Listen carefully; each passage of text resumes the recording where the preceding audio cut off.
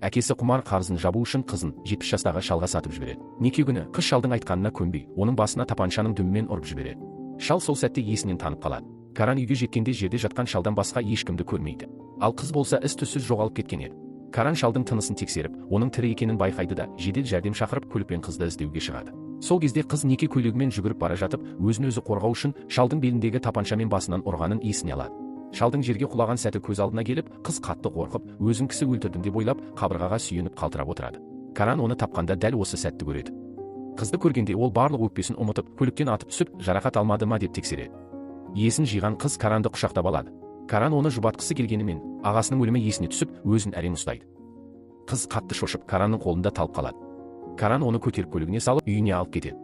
Бұл жолы ол қызды бұрынғыдай қоймаға емес, өз жатын бөлмесіндегі төсекке апарып жатқызады.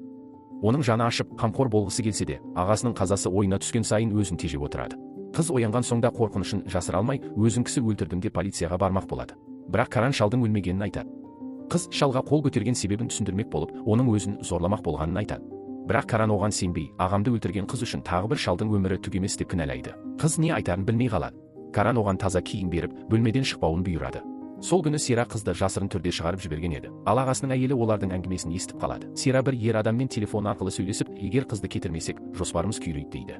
Мұны естіген әйел қатты күмәнданады. Ол жігіттің ағасының өлімінде қыздың кінәсі жоқ деп сенеді, және шын кінәлі Сера болуы мүмкін деп болжайды. Ол Каранға барып, қызбен кездескісі келетінін айтады. Каран не үшін деп сұрағанда, әйел, мен қыздың кінәсіз екеніне сенемін, себебі ағам көзі тірісінде ол туралы үнемі жақсы айтатын дейді. Бірақ Каран оған қарсы болып, кездесуге рұқсат бермейді. Әйел бәрібір жасырын түрде қыздың бөлмесін тауып алып, онымен сөйлеседі. Ол қызға сенетінін, ал шын қылмыскер басқа адам екенін айтады. Сол сәтте Сера есік алдынан өтіп бара жатып, олардың әңгімесін естіп қояды да қатты абыржып қалады. Қыз болса, өзіне сенім білдірген әйелге риза болып, онда кінәлі кім деп сұрайды. Әйел, әзірге айта алмаймын, себебі дәлел жоқ дейді. Қыз оны полицияға барып шағымдануға үгіттейді, сол адамды тергеу керек дейді. Әйел бұл ойды дұрыс деп санады. Сера мұны ести салысымен бөлмеге жүгіріп кіріп, қызға неге бұл жерге қайта оралғанын айтып айқай салды. Ол әйелді бөлмеден қуып шықты. Сераның айқайынан Каранның анасы елең етіп, қыздың қайтадан сарайға келгенін көріп, ашуға булығып, оны қылмыскер деп айқайлап, үйден қуып шығуға тырысты. Бірақ Каран келіп, анасын тоқтатты. Ол қызды өз әкелгенін айтып, өз жоспары бар екенін, анасына араласпауын ескертті.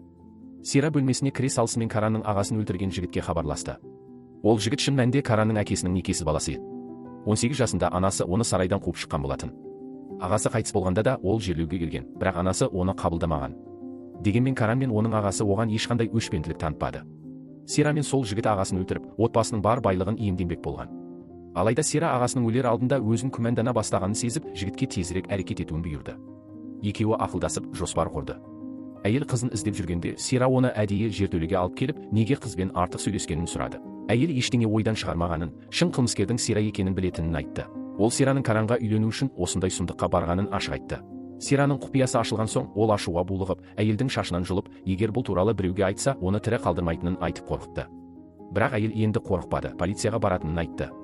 Сера оны жертөлеге қамап, жігітті күтіп отырды. Әйел қатты қорықты. Сераның соншалықты жауыз екенін ойламаған еді. Өзіне қауіп төніп тұрғанын түсініп, қалтасындағы қыздың сурет салатын қалам мен қағазына бәрін жазып, қасында жатқан қоқыс астына жасырды. Сол сәтте Сера мен жігіт төменге түсті. Олар әйелді байлап, кейін оны үйден алып шығып, адам саудасымен айналысатындарға сатып жіберді. Қызы анасын таппай, қорқып ұйықтай алмай жүрді. Бір түні ол Каранның бөлмесіне кіріп кетті. Анасы оған Каранның өте мейірімді адам екенін, оны жақсы көруін айтқандықтан, қыз да оны жақсы көрді. Шеран қызды жұбатып ұйықтатып жатты. Сол сәтте Каран қыздың әкесін өлтірген адамның соншалықты сабырлы отырғанына ашуланып, қыздың қолынан көтеріп алып кетті. Үй қызметшісі үйді тазалап жүріп, мүсіннің астынан бір хат тауып алады. Хат Каранға арналған екен. Хатта әйел жазған, ол бұл жерден кетуге шешім қабылдағанын, ал қызын Каранның қарауына қалдырғанын жазған. Каран бұл хатқа сеніп, ештеңе күмәнданбады. Әрине, бұл хатты Сера әйелге күштеп жаздырған еді. Көп ұзамай ағасын өлтірген іс қайта қаралды. Қыздың үлкен ағасы өмір бойына сотталды. Соттан шыққан соң қыз Каранды тоқтатып, өздері кінәсіз екенін айтып, оған сенуін өтінді. Бірақ Каран оған сенбей алданғанын, енді оны көргісі келмейтінін айтып, көлікке мініп кетіп қалды. Қызды әкесі қайтадан үйіне алып кетті. Қыз бен Каран жоқ болған соң, Сера бірден әрекет етіп, Каранның анасын алдап, екеуіне некелесу рәсімін өткізуге көндірді. Неке куәлігін алған сәтте Сера өзінің айласын жүзеге асырғанына риза болып жымиды. Рәсімнен кейін Каран бөлмесіне қайтпақ болғанда, анасы оны тоқтатып, оған бала туып беретін әйел табу туралы жоспарын айтып берді.